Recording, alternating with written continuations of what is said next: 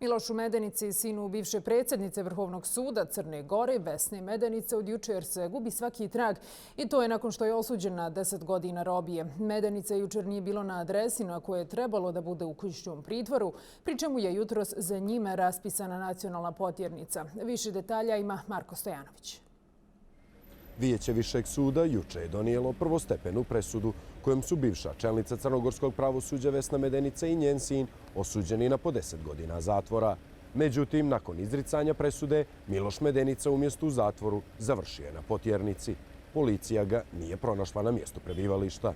Prije svega, ovdje su krivci oni koji nijesu bili kadri za pune 3 godine od momenta podizanja optužnice da donesu prvostepenu presudu.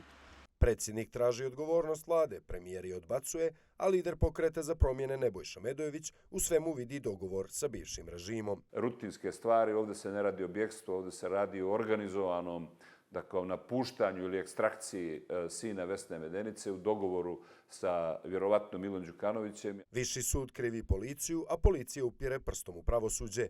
Agencija za nacionalnu bezbjednost navodi da praćenje Medenice nije bila njihova obaveza.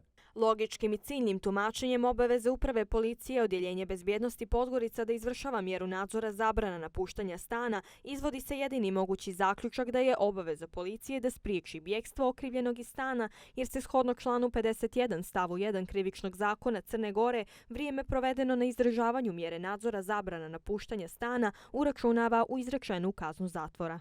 Kriminolog Velimira Kočević upozorava i da policija nema kadra za 24-časovno praćenje pojedinaca.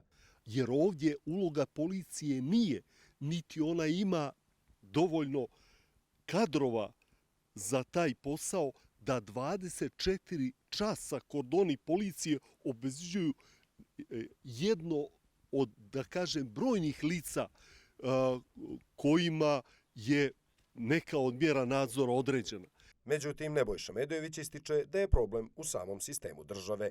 Dakle, ako predsjednik Vrhovnog suda uzima novac za presude i ako švercuje cigarete i kokain, tu više ne možemo da govorimo ni o pravosuđu ni o državi.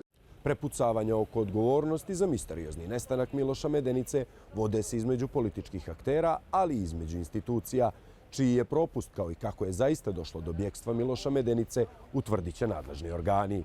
Marko Stojanović, Euronews, Podgorica.